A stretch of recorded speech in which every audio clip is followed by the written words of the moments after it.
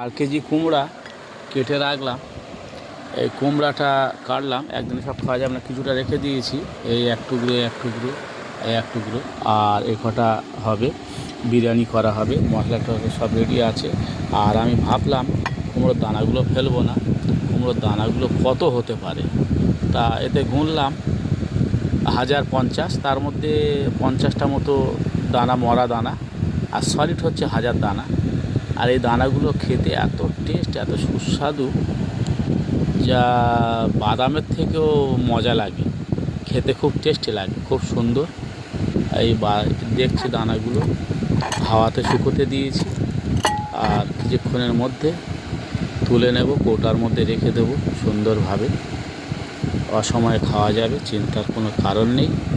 তাহলে মশলা এই হয়ে গেছে। আর এবারে হবে আজকের রেসিপি বিরিয়ানি, কুমড়োর বিরিয়ানি।